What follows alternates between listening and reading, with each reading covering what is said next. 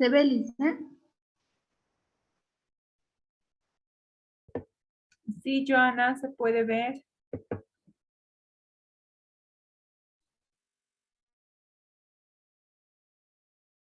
Si ya está lista, podemos empezar.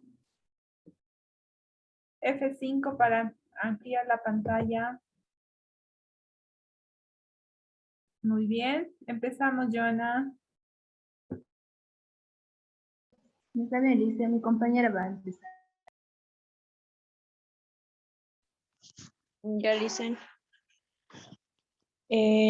Buenas noches, licenciada. Buenas noches, compañeros. Lo que nosotros les vamos a continuar a explicar va a ser desarrollo psicomotor y signos de alarma. Las integrantes somos Joana y Nadia, mi persona. Siguiente. Como dándole una introducción a lo que es el desarrollo psicomotor, este va a ser un proceso continuo donde el niño va a adquirir habilidades en distintas áreas, como en el lenguaje, en el motor, manipulativa y social, que le va a permitir una progresiva independencia y adaptación al medio. ¿Esto qué quiere decir? Que va a ser un proceso continuo porque va a ser desde la concepción hasta la madurez. Este va a ser con un ritmo variable y con un ritmo variable de respuesta.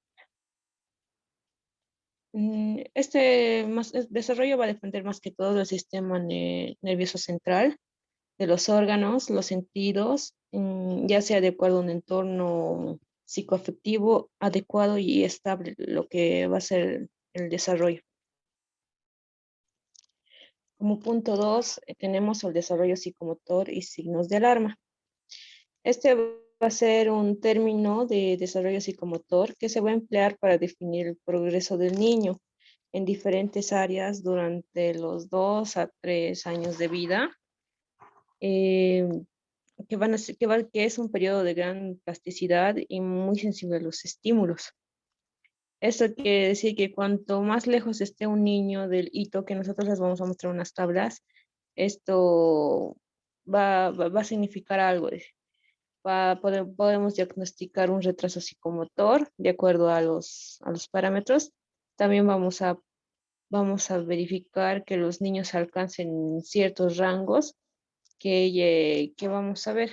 Por ejemplo, aquí en la lista tenemos que digamos que el niño va a seguir una dirección cefalocaudal, axial distal, y también va a haber una diferencia progresiva de respuestas globales y actos individuales.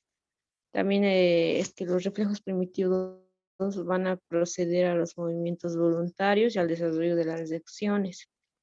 Luego los reflejos primitivos van a ir desapareciendo y tienen que aparecer otros nuevos reflejos que sean de acuerdo a su edad. También el tono muscular tiene que ser progresivo en un tono flexor. Todo esto de acuerdo a la respuesta neurológica. Siguiente, por favor. Aquí, como podemos ver en la tabla,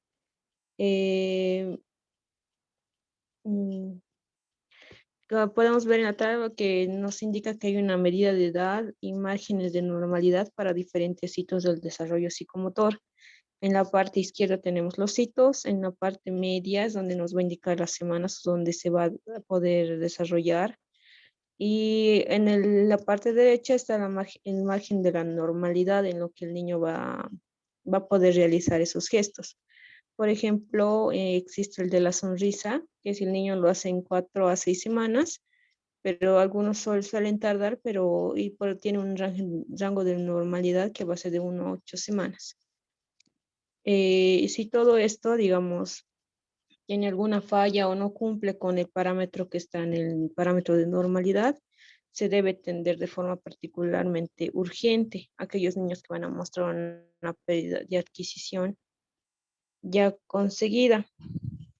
Esta valoración va a ser de acuerdo a su función y a su madurez, como se puede ver en las fechas, en los meses. A su vez gestionar, a ver si fuera, en el caso de que fuera un niño prematuro, vamos a restar los meses, que digamos han nacido de 7 meses, vamos a restar menos 3 meses para poder nosotros hacerle cumplir en los parámetros que tienen que llegar, pero solamente en esa excepción y solamente si el niño si es prematuro y tiene más de 3 años, entonces ya no vamos a restar los meses para hacerle cumplir los rangos. Siguiente.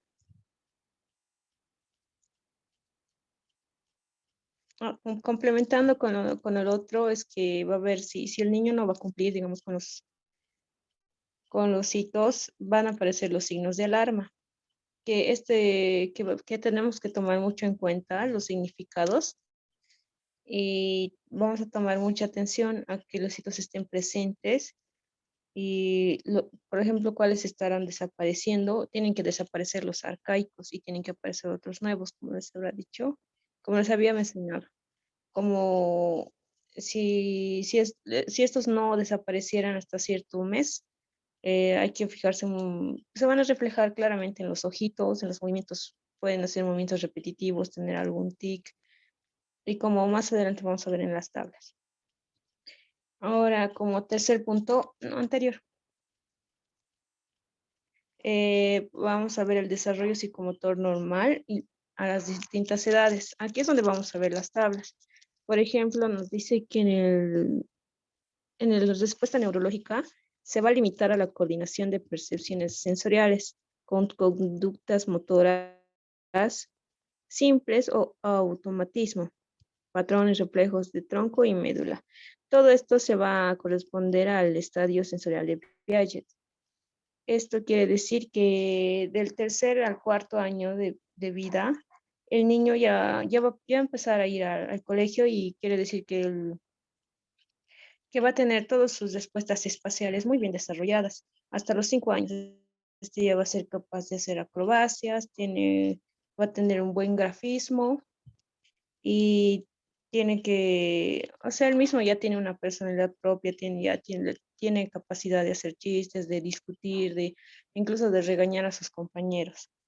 Todo lo que nosotros en las tablas vamos a mirar, digamos, tiene que estar cumplido hasta los 5, más o menos 5 años de edad.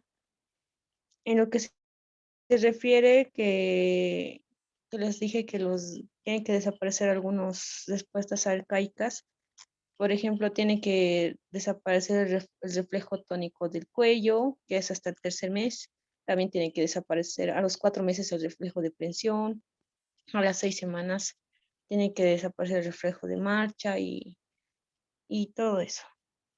Continúo. Como les había mencionado en las tablas, que son unas 4, aquí vamos a poder ver los que es el desarrollo. Por ejemplo, en esta está del 1 a 3 meses. Lo que está subrayado con rojo quiere decir lo que tiene que desaparecer o si está presente ya significa algo patológico, una respuesta de alarma, digamos. Por ejemplo, en el seguimiento visual a todas las direcciones, no tiene que existir una ausencia de seguimiento visual.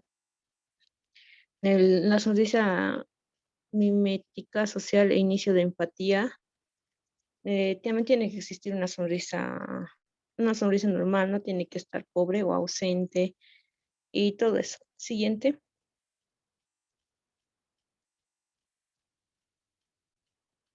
En la segunda tabla podemos ver que aquí nos indica del segundo trimestre.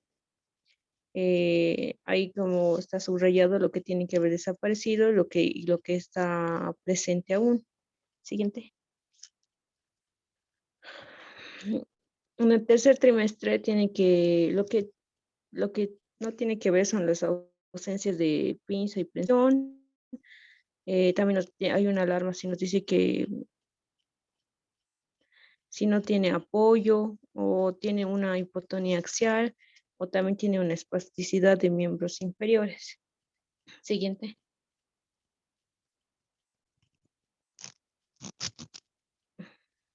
Y en la última tabla podemos ver lo normal y anormal en el cuarto trimestre. Más adelante les vamos a ir mostrando cuadros clínicos y en el que vamos a poder apreciar evidenciar lo que, digamos, cuadros valorativos, lo que los enseña en la tabla. Siguiente.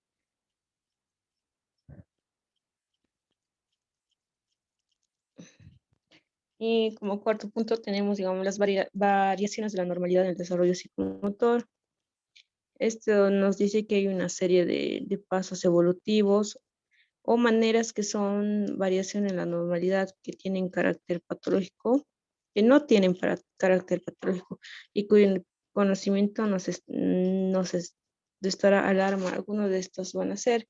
Esto quiere decir, digamos, que no todos los hitos que van a hacer o los movimientos de niños que no cumplan con el rango, no todos significan un signo de alarma, digamos, muy importante, porque ahí sí va a existir variaciones de acuerdo al aprendizaje del niño, que no van a ser, digamos, para que diagnosticar alguna patología.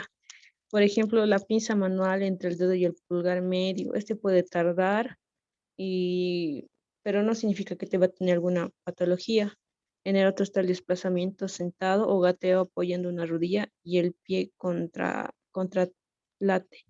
es contralateral. Esto quiere decir que no todos los niños aprenden a gatear, digamos, rápidamente. Hay otros que van a tardar, otros que gatean muy poco, pero eso no significa que sea algo patológico. Incluso que con que gateen, aunque sea un cierto tiempo, estaría bien para, para evitar futuras complicaciones.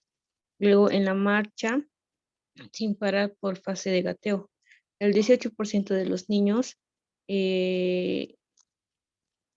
no realizan esto, pero no significa algo importante.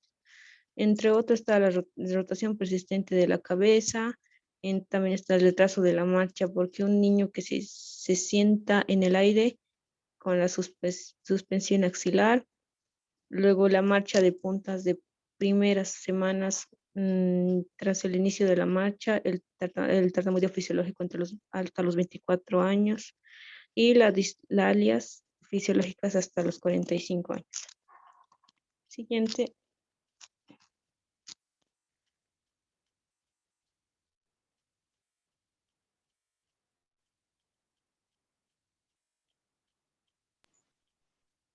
Bueno, yo voy a continuar, que sería trampas en la evaluación del desarrollo psicomotor. En la evaluación del desarrollo psicomotor... Joana, perdón, un poco más fuerte o acércate un poquito más a tu auricular, no se te escucha. Ya, como les iba diciendo, trampas en la evaluación del desarrollo psicomotor. En la evaluación del desarrollo psicomotor no solo debemos conocer las variaciones de la normalidad en este proceso evolutivo, sino que debemos saber interpretar adecuadamente lo que vemos. Algunas trampas de interpretación son: un desarrollo motor grueso normal no indica normalidad intelectual. Los niños con retraso motor grueso, por ejemplo, con parálisis cerebral, no necesariamente tienen un déficit intelectual. 2. Interpretar erróneamente signos exploratorios. Niños con PCI a los 4 meses pueden sostener la cabeza en trono por hipertonia de extensores del cuello e incluso voltear en bloque, por lo que pueden aparentar un desarrollo motor grueso normal. 3. Excusar el desarrollo cognitivo, social y del lenguaje hasta los 2 años, dando valor únicamente al desarrollo motor hasta entonces. 4. Los niños hipoacústicos deben tener lenguaje expresivo normal en los primeros 6 meses de vida. Por ejemplo, en la balbucean, ríen. El balbuceo inicialmente no imitativo se interrumpe en los niños hipoacústicos a los 5 o 6 meses por falta de retroalimentación. El diagnóstico de hipoacusia se basa en demostrar la incapacidad del lactante para responder solo al ruido. El lactante acústico no tiene reacciones ante el sonido y muestra desinterés por los juguetes musicales. confundir la orientación al sonido con la orientación visual. Los lactantes no se orientan de manera constante al ruido hasta los 4 o 5 meses, pero siguen visualmente un objeto desde el mes de vida. A los 12 meses los niños responden a órdenes acompañadas de gestos o solo gestos, como por ejemplo, le dices a un niño dame el cubo y tú estiras la mano, entonces él hace caso. Y el niño auditivo también lo hace a los 14, 15 meses. Responde las órdenes sin el gesto y el niño auditivo no lo hace. Punto 6 sería tendencia a atribuir el retraso del lenguaje a otitis recurrente.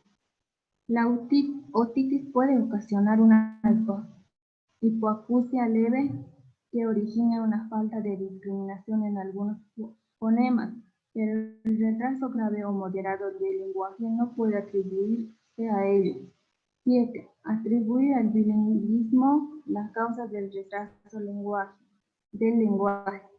Los niños criados en dos idiomas mezclan el vocabulario y la sintaxis los primeros 2-3 años. A los 36 meses hablan con fluidez ambos idiomas. Niño de riesgo en su desarrollo psicomotor es aquel que debido a sus antecedentes presenta más probabilidades que la población general de manifestar un déficit sensorial, motor o cognitivo. Algunos de estos factores que conllevan riesgos específicos son factores de riesgo neurológico, sería peso al nacimiento de igual a 1.500 gramos o edad gestional de 32 semanas.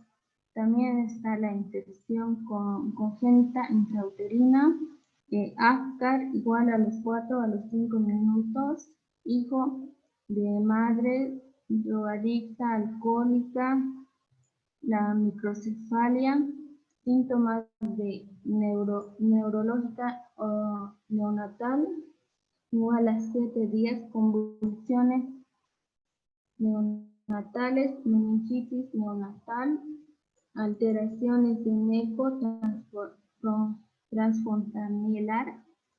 Después está la hiperbilirubinemia, después está la hipoglucemia y la necesidad de ventilación mecánica prolongada. En los factores de riesgo auditivo está la inmadurez extrema, la meningitis, lesión del parenquima cerebral, la hiperbilirubinemia y tratamientos tóxicos. Factores de riesgo visual. Peso al nacimiento de igual a 1.250 y 1.500 gramos. La edad gestional de igual a 32 semanas. Ventilación mecánica prolongada. Infecciones congénitas del sistema nervioso. Patología craneal detectada por eco. Después, en los factores de riesgo psicosocial serían familia en situación de aislamiento, progenitor adolescente, progenitor con deficiencia sensorial severa, progenitores con dependencia del alcohol u otras drogas. Después también está la familia con historia de maltrato de padres o de maltrato a otros hijos. Trastornos del desarrollo.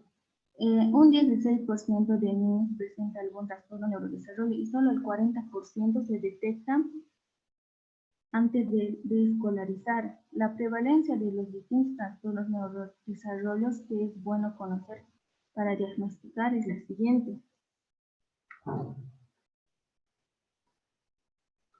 El retraso mental que se encontraría entre 1 a 3%, PCI de 0,2 igual a 0,3% en recién nacidos vivos. Trastornos del habla y del lenguaje 3,6%. Trastornos del desarrollo de la coordinación 6%. TEA de 0,6% de la población, TDAH 4 a 6% de trastornos del aprendizaje de 5 a 10%. Discapacidad visual de 0,4% y después está la discapacidad auditiva infantil, que sería de 1,6% y ante los signos de anormalidad en el desarrollo psicomotor, debemos plantearnos las siguientes posibilidades de diagnóstico que nos ayudará a orientar su estudio.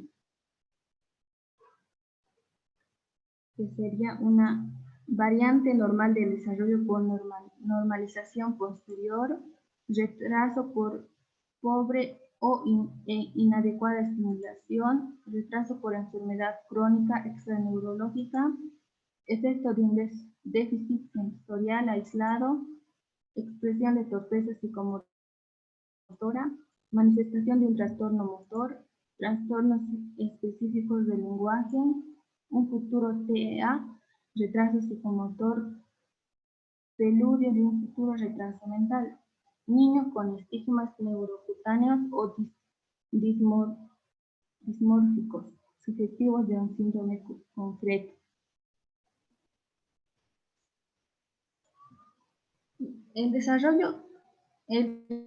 retraso del desarrollo para él, no sé cómo se lee, pero es lo que está en inglés, sería, es un rendimiento menor a al menos 2 escalas: motórica, gruesa y fina, lenguaje social y habilidades de la vida diaria de inicio en la infancia, y concurso evolutivo estable. Usamos el término retraso psicomotor en menores de 5 años y en mayores de 5 años usamos el de retraso mental o discapacidad intelectual. La prevalencia del retraso psicomotor es del 30%, pero no siempre predice un retraso mental, ya que algunos mejoran o desarrollan capacidades potenciales.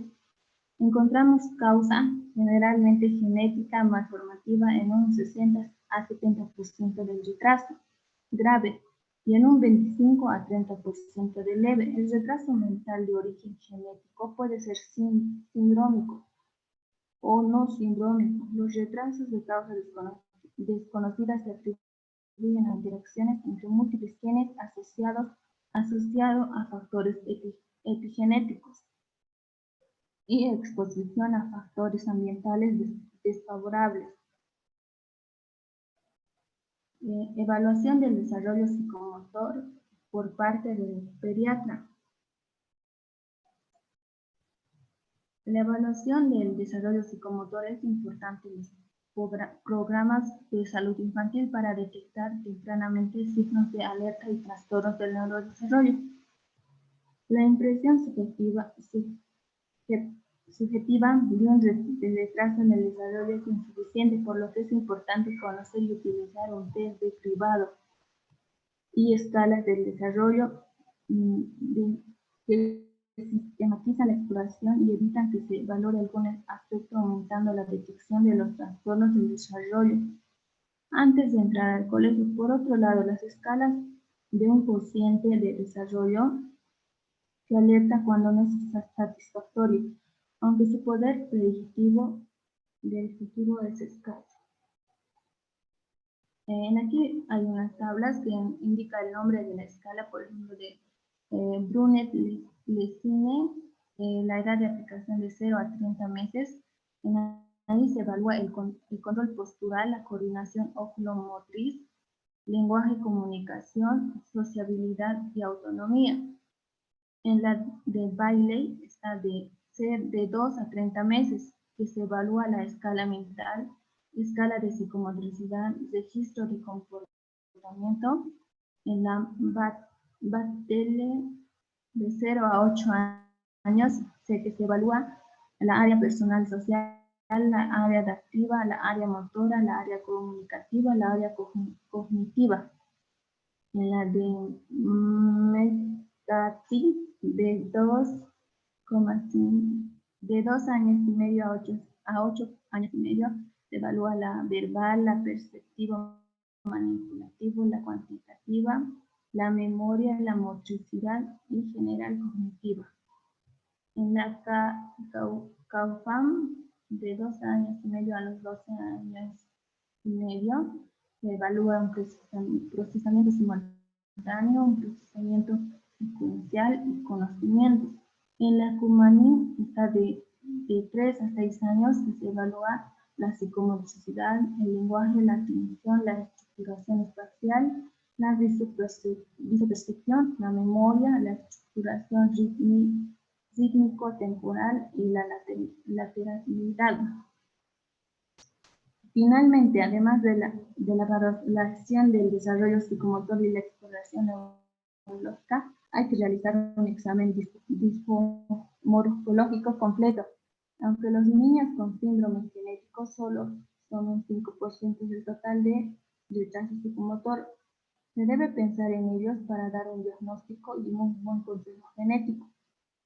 Por el riesgo de transmisión, hay que buscar en la exploración indicadores clínicos de biología genética.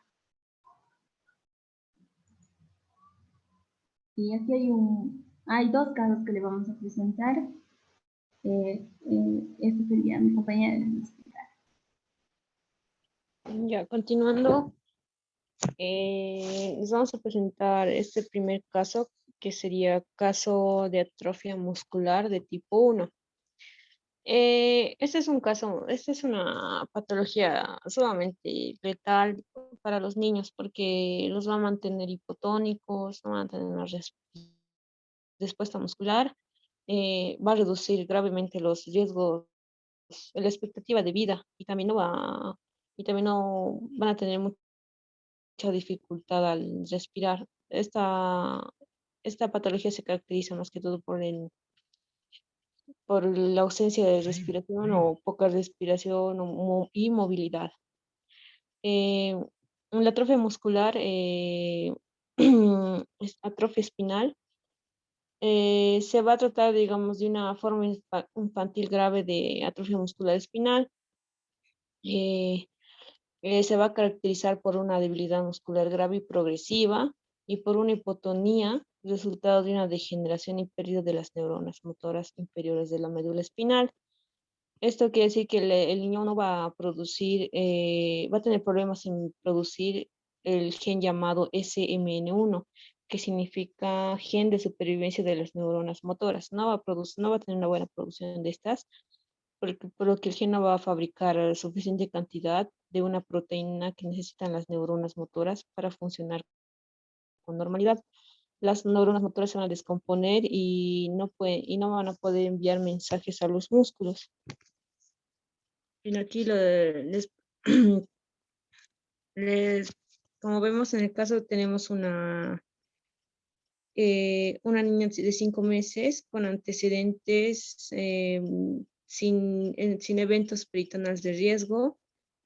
Los antecedentes familiares van a ser padres jóvenes de origen rumano, no consanguíneos, que no van a ser parientes, y en la exploración física podemos evidenciar, digamos, que va a tener una actitud con hombros y miembros pegados a la camilla, con miembros superiores y miembros inferiores en extensión media. Las masas musculares van a estar blandas por el hecho de que no tiene buena respuesta motora. Van a tener una escasa movilidad espontánea. Le van a levantar los brazos y no va a tener respuesta. Va a tener una respuesta nula de miembros inferiores, con retirada discreta de estímulos dolorosos, areflexia, hipotonía severa axial y extremidades en las maniobras de Landau y tracción al sentado. En el estudio genético va a tener una delección en homocigosis del gen, que ya les he dicho que es el que produce la respuesta motora. Los padres no van a ser portadores de esto, por eso la niña nació así, pero tiene una hermana nacida tras estudio genético de biopsia corial. En la evolución de esta niña, que tiene baja esperanza de vida, vivió hasta los 7 meses estuvo, pero se le pudo evidenciar una atelectasia del pulmón izquierdo. Eso quiere decir que sus pulmones no han funcionado bien y los alvéolos se han llenado de líquido. Y a causa de esto, la niña falleció más a los 8 meses. Siguiente. Bueno, aquí hay otro caso, ¿no? Sería de atrofia espinal de tipo 2. Se remite a los 7 meses, a los 7 meses porque no camina. Un niño, digamos, sedestación a los 6 meses, gateo a los 11 meses, bipedestación a los 12 meses. Antes subía las escaleras gateando y actualmente no gatea, y actualmente no. Tuvo un gateo poco ágil, temblor en manos, movimientos generales lentos. En la exploración física tiene una manipulación buena, garabatea, musculatura oculofacial normal, tono bajo con reflejos osteotendinosos, abólidos y masas musculares hipotróficas. En él se desplaza gateando o reptando, pero sin agilidad. No se incorpora de pie, necesita apoyo en bipedestación y una base amplia. Cogido por los brazos apenas hace por andar y claudica en la vacía. Su genética sería de lesión en los homocigosis de gen del síndrome, lo que les dijo mi compañera, padres, hermano, abuela materna, abuela paterna, tío de rama paterna y 2 tíos de rama materna portadores. Su evolución sería desde los 5 años, no se mantiene en bipedestación y con apoyo. Escoliosis dorso-lumbar y caderas subluxadas. En silla de ruedas eléctrica, a los 9 años, capacidad respiratoria algo comprometida. Y su tipo de tratamiento, vitamina E. Eso sería todo eso.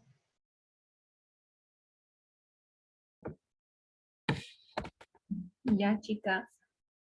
Ahora voy a empezar con una ronda de preguntas, pero van a empezar a preguntar sus compañeros. Yo voy a indicar quiénes van a preguntar.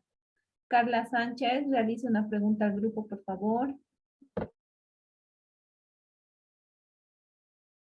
Carla Sánchez, una pregunta, por favor, para el grupo. Sí, Liz, estoy pensando.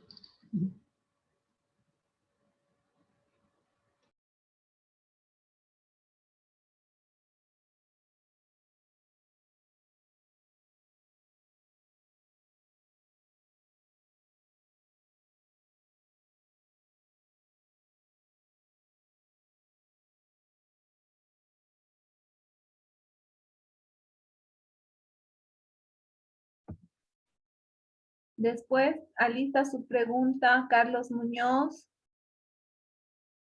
Michelle Escobar, María Campos.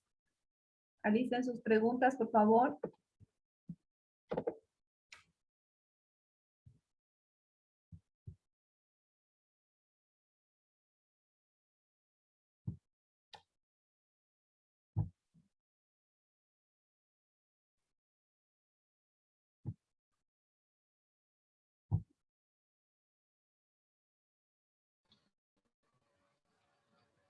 Ya, Liz. Ya, ahora sí. Sí. Bueno, habían hablado sobre el niño y su riesgo en desarrollo psicomotor. ¿Cuáles dijeron que eran los factores de riesgo que tenía el niño?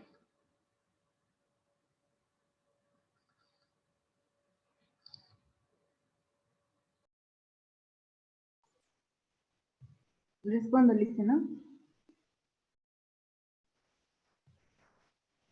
Responda, por favor.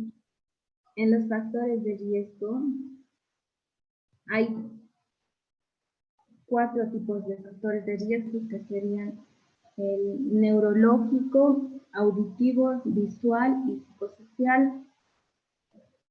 En los factores de riesgo neurológico está el peso al nacimiento.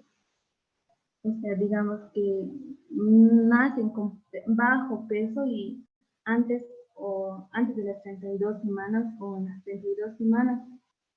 Otro factor sería la infección congénita intrauterina. Después está el APGAR a los 4 y a los 5 minutos. Después estarían los factores de riesgo auditivo, estaría la inmadurez extrema, la meningitis, y en los factores de riesgo visual está el peso de nacimiento igual a 1.250 gramos o 1.500 gramos. También está la edad gestional, que sería de 30 a 32 semanas. Y en los factores de riesgo psicosocial está como que tiene una familia en situación de aislamiento, pobreza o prisión, un progenitor adolescente. También están los progenitores con dependencia de alcohol u otras drogas. Esos serían los riesgos para que un niño tenga un retraso psicomotor.